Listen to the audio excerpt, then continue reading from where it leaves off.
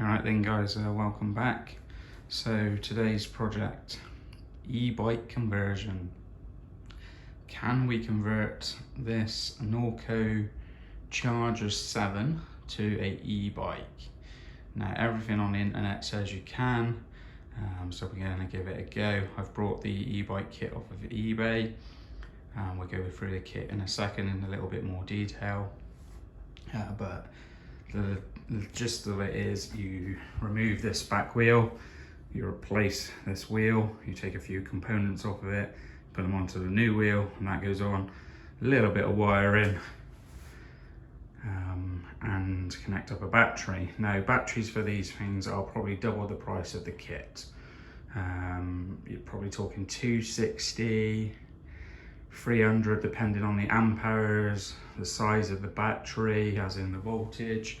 Now I believe e-bikes come in potentially 36 volts, 48 volt, potentially 72 volts, maybe even higher. Now as you can see on the table there is a Greenworks 40 volt 4 amp hour battery. Now I have Greenworks machines, I have lawnmowers and things like that, pressure washers that run on these batteries. So I have a couple of these batteries and I'm thinking, I wonder if I can use this battery on this conversion to basically save costs, you know, half job, half the money, half the costs. So now, yes, I understand this battery is only a 4 amp hour. Most e-bike batteries are probably what, 16 amp hour.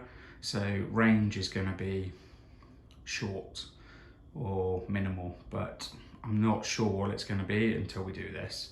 I do have 2 of these batteries, so potentially we do have 8 amp hours of battery life, so we could carry them nice and light. You can carry one of these in the backpack as a spare, so no issues.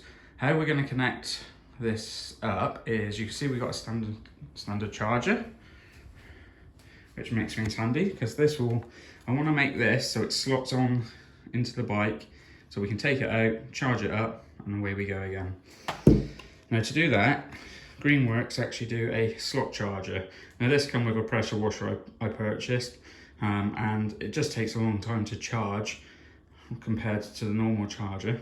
So what I'm going to do is butcher this, find which is the plus and minus terminals, take all this apart, rewire it so you just got your plus and minus comes out, which then will slot onto the back of the battery and potentially make a holder for this, which then goes onto the frame. Now that's going to be a bit of fiberglass work, or you could find someone with a 3D printer or things like that. I have asked about 3D printing and they reckon it would cost about 10-15 quid to make a bracket. That's not bad. Unfortunately, they want me to do the CAD design. Now I've not got a clue on CAD, and I give it a go. I did try and give it a go, and for something a little bit more complex like this, it's not something I'm going to be able to do. So we will try a bit of fiberglass work and go from there. The other reason I decided to try this 40 volt Greenworks battery is, if you notice on this Norco, just remove this tire a minute,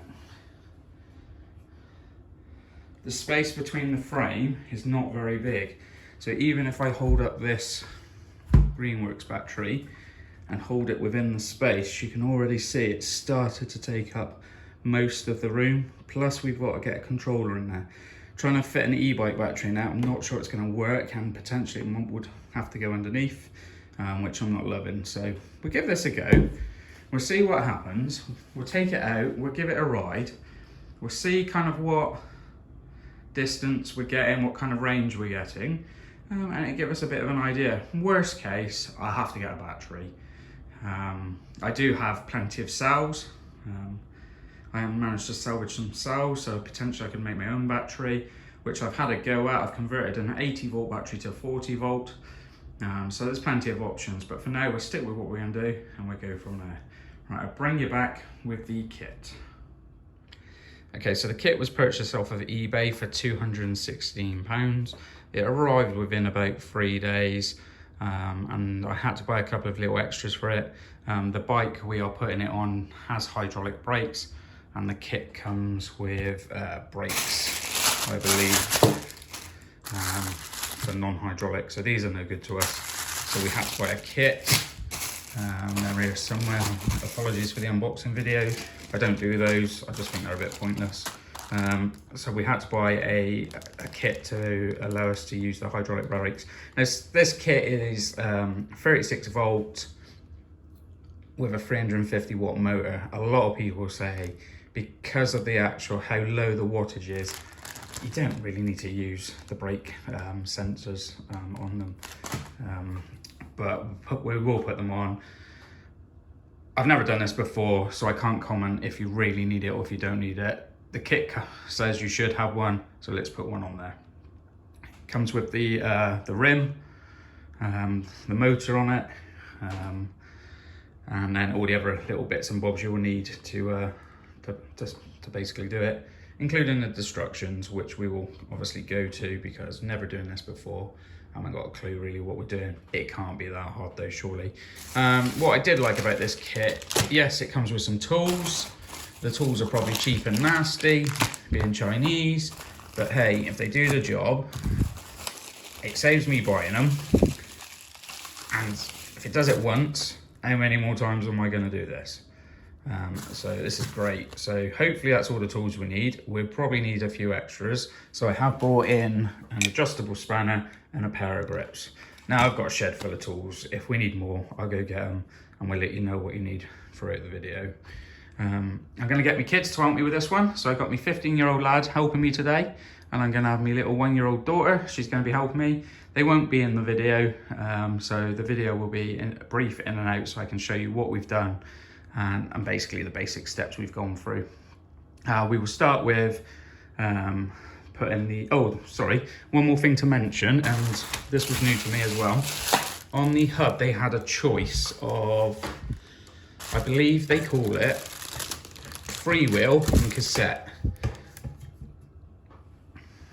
So, because the gears are going to go, I'm still putting the gears on, it was something to do with this here. Now I worked out I needed I believe it was a cassette that I required off of my old one, and I do one that's a freewheel. Now I watched a couple of videos to find out how you find that out, and the basics were, within here you'll need a tool to take this off. You can just see like the little castle shape. Now apparently if that moves with the gears here, then that's a cassette. Now if this, with the castles in here, when you moved it, they didn't move, then you've got a freewheel.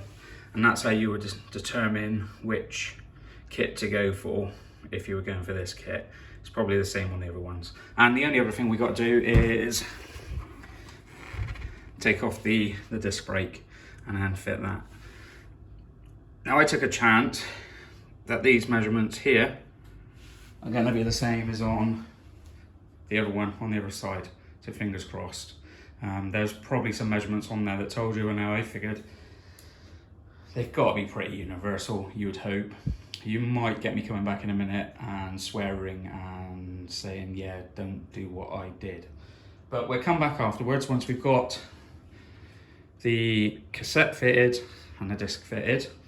And I've also purchased a new tyre for this because the tyre on the old one is a different size to the front wheel for some strange reason. And I've also purchased some rim tape.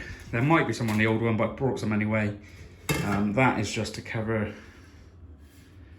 these holes up. They feel a bit sharp, so got some rim tape and also a new inner tube. We brought a smart tube with the slime in it. Reason for that is I don't really want a puncture, and if I do, I don't really want to be taking this wheel off when I'm out and about. I'd rather just get home, sort it out when I'm at home, bring it into a nice warm, like I'm in the kitchen today while it's raining outside, so we can sort it out. Right, I'll bring you back once we've got a bit of this done, and we'll try and explain a little bit more as we go forward. Right, so to remove the gears, the kit come with this like little castle nut remover that just sits into there, and it also comes with this kind of chain on a bar that allows you to hold the cogs and turn in. I located it by putting it clockwise, and you can hold it to turn it, and then just use an adjustable spanner to turn the nut. Obviously that was very tight, so it took a little bit of force to get that off, but we have managed to now undo that. So hopefully that should come off.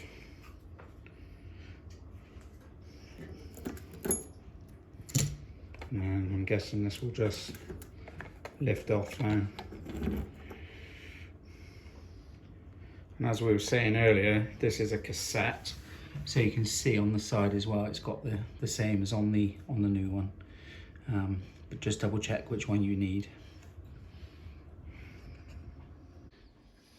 Okay, so after taking this cog off, we'll notice that if you take it off, it might be easier to show on this one, if we can get it to zoom in. On the actual hub itself, you've got those castle graduations, but they're actually also sized. So the gaps in between are actually slightly different, but to locate it, it's hard to show on the video, but there's one of them that's really thin. So if we take this back off, because this will only go on one way. And if we see if we can show you that. So this bit here that protrudes out is bigger than this one here. And looking at it, there is only one thin one all the way around. So that means you can only put it on one way. I only found that out because as we were trying to put it on, it wouldn't go on. I didn't want to force it. So yeah, we just had a look and yeah, found that. Hopefully, and I would imagine that's the same on the new one, but we'll come back to that and have a look. The other thing I was going to show you was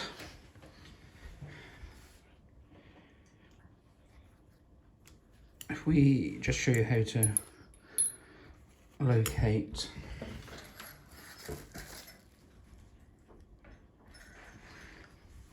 this tool.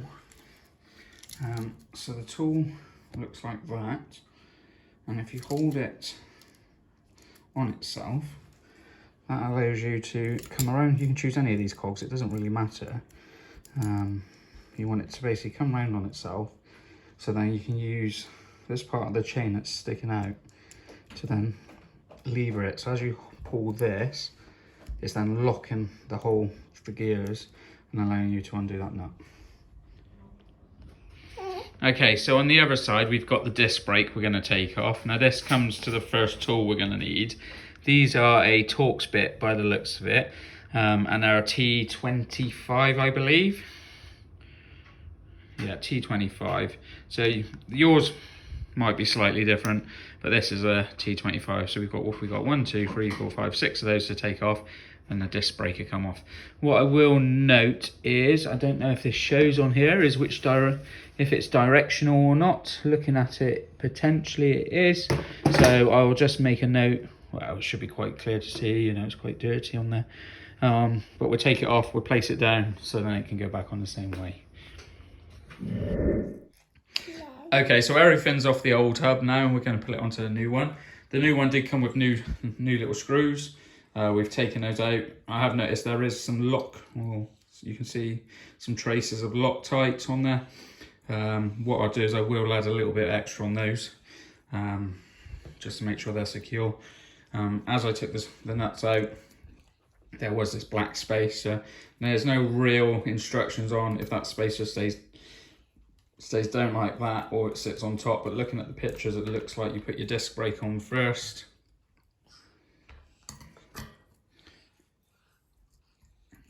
See that? The hole's lined up, so we got lucky.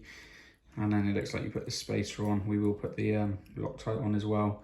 The old ones did have almost like it looked like a spring washer system I was going to use, but then we realised you've obviously got this spacer in there. So we'll just use that and a bit of Loctite. We'll get those put on and we'll turn around and show you the other side.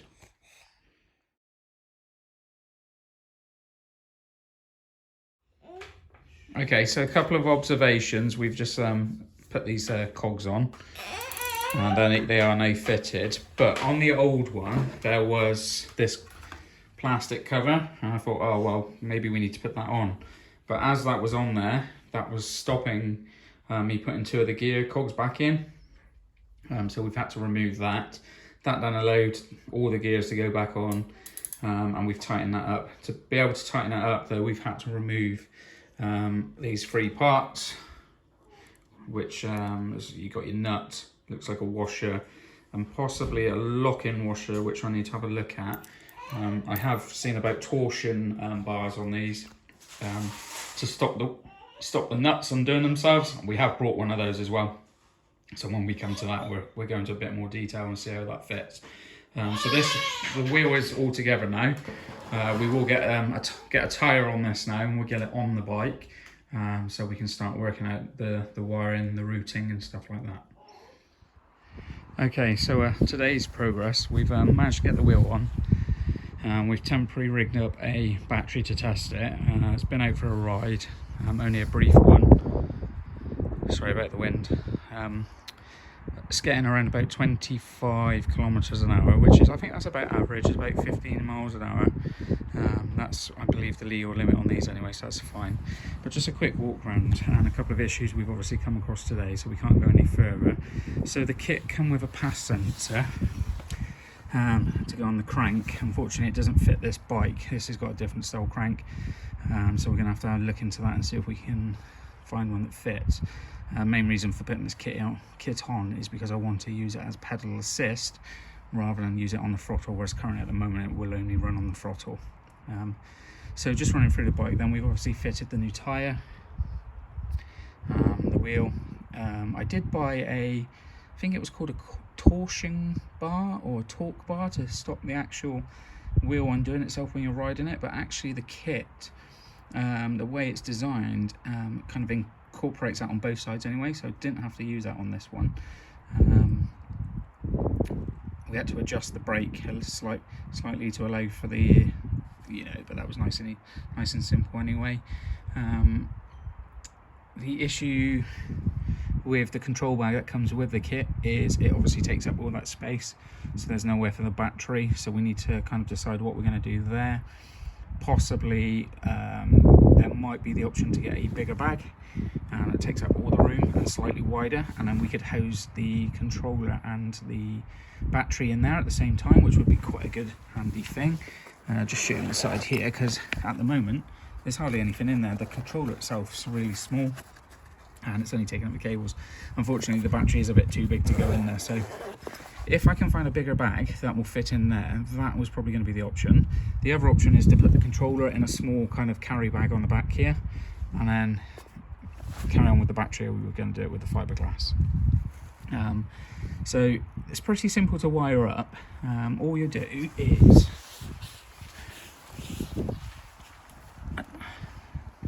the wire that comes out the back of the motor, I've actually followed wires that were already here. So on this side I followed the gear wire.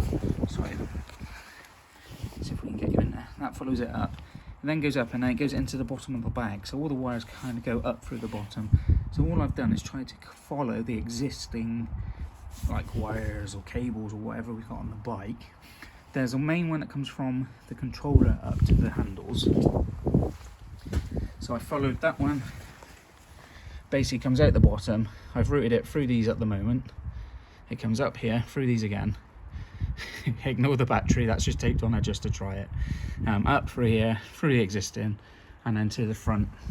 On the front you have the control panel where you can control. It gives you all your information. Now I've set this in the center using a extender bar piece, so it just allows you to have a kind of screen within the center. The throttle lever, I won't push it because it will go off, but it's set as close as I could get it. Unfortunately there's so many other things in the way, you just can't get much there. So it does work. As you see, it's trying to go there. And then also you've then got brake sensors. Like I said before, I've got a hydraulic system on this. It uses these little magnets with these sensors, which I had to buy separately. Now, yeah, I don't think you need to really use them on this. it's so low wattage that we'd probably get away with it. Like I said, it was there, we've put it on. The only thing I've got to do now is tidy up all these wires to fit those sensors. For anyone who has got a hydraulics system, is they come with these little sticky pads. You can stick them as close to this to the lever as possible, and as you break the contact with the magnet from the lever, it then tells the motor obviously to stop and stop sending power.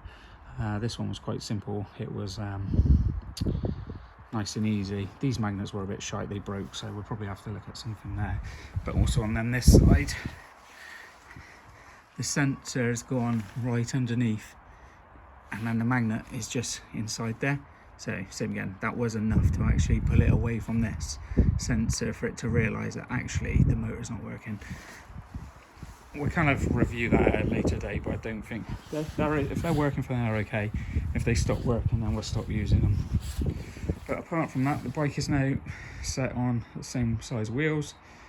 Yeah, and everything's, like I said, it's working on the throttle. That's all good. We'll just have a look at some options tonight and what we can do. We'll review in a later video. Thanks for watching, guys.